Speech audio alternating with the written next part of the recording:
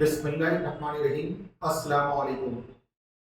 Maths foundation के physics के class में आप सभी का स्वागत है। मैं इरफान आलम आपको पढ़ा रहा हूं क्लास 12 के फिजिक्स का चैप्टर नंबर 12 जिसका नाम है एटम, और इसका फर्स्ट टॉपिक जो कि एटॉमिक मॉडल कहलाता है। मैंने अभी तक एटॉमिक मॉडल में आपको 3 टाइप्स ऑफ मॉडल बताया है। सबसे पहले मॉडल का नाम है J Thomson of model of atom, दूसरा है रदरफोर्ड मॉडल ऑफ एटम, और तीसरा है बोर्स मॉडल ऑफ एटम। आज हम आपको बोर्स मॉडल ऑफ एटम के लिमिटेशंस यानी क्या ड्रॉबैक्स है इसके बारे में हम आपको बताना चाहते हैं। बोर्स मॉडल ऑफ एटम का सबसे पहला जो ड्रॉबैक्स है वो स्पेक्ट्रल लाइन के बारे में है। आइए स्पेक्ट्रल लाइन होता क्या इसको समझते हैं। जब आप हाइड्रोजन एटम का गैसियस फॉर्म लेते हैं तो उससे लाइट निकलता है। जब इस लाइट को आप प्रिज्म से होकर पास करते हैं तो प्रिज्म से पास करने के बाद बहुत सारे ब्राइट लाइंस दिखाई देते हैं। ये ब्राइट लाइंस स्पेक्ट्रल लाइंस के नाम से जाने जाते हैं, और सारे के सारे स्पेक्ट्रल लाइंस को एक साथ कहा जाता है spectrum of H atom. Bohr's का एटॉमिक मॉडल हाइड्रोजन स्पेक्ट्रम को एक्सप्लेन कर देता है, या वो सारे एटम जिसमें एक ही इलेक्ट्रॉन है उनके स्पेक्ट्रम को एक्सप्लेन कर देता है। लेकिन कोई एटम जिसमें 2 या 2 से ज्यादा इलेक्ट्रॉन है तो बोर्स का एटॉमिक मॉडल उसके स्पेक्ट्रम को एक्सप्लेन नहीं कर पाता है। एटम में प्रोटॉन 2 या 2 से ज्यादा हो सकते हैं, लेकिन इलेक्ट्रॉन का होना एक ही होना जरूरी है, तभी जो है बोर्स का एटॉमिक मॉडल एक्सप्लेन कर पाएगा।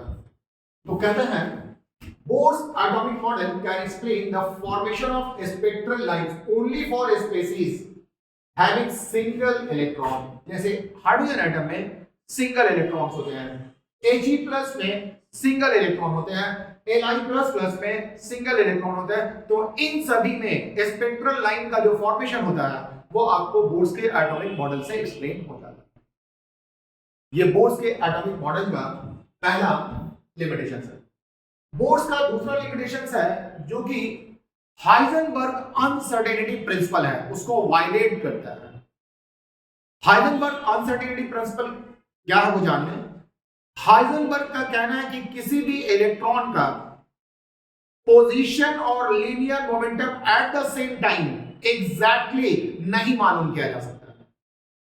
किसी भी एटम का पोजीशन और linear momentum eight the same time exactly नहीं मालूम किया जा सकता है। अगर आप पोजीशन को एग्जैक्टली मालूम करते हैं तो लीनियर मोमेंटम को मालूम करने में कुछ एरर आ जाएगा। अगर आप लीनियर मोमेंटम को एग्जैक्टली मालूम करते हैं तो पोजीशन को मालूम करने में कुछ एरर आ जाएगा। लेकिन बोर्स के एटॉमिक मॉडल के अनुसार इलेक्ट्रॉन्स का पोजीशन और लीनियर मोमेंटम दोनों एक ही समय नोन हो जाता है। तो ये दूसरा लिमिटेशन है।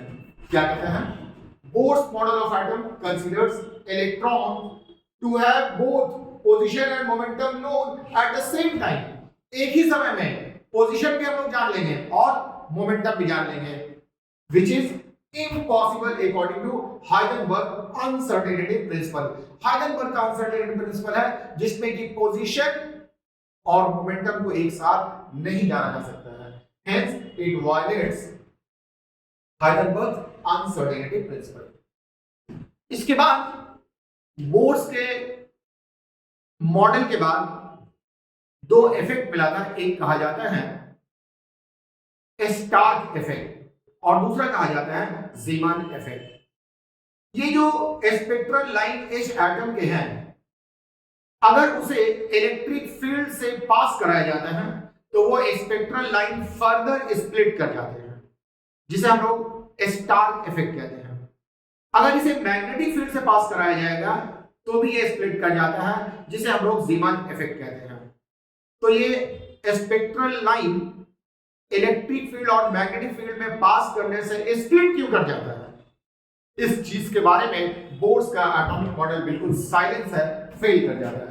तो Bohr's atomic model fails to explain splitting of spectral lines in the electric field and magnetic field. Electric field और मैग्नेटिक फील्ड में स्प्लिट कर जाता है, इसको एक्सप्लेन नहीं कर पाता। एक और लिमिटेशन है, बोर्स का एटॉमिक मॉडल, एटम के अंदर सबशेल और ऑर्बिटल पाए जाते हैं।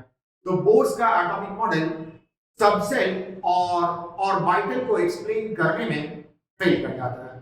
तो ये मेनली 4 डिफेक्ट्स हैं, 4 ड्रॉबैक्स हैं बोर्स एटॉमिक मॉडल के। तो आज के लिए इतना ही है।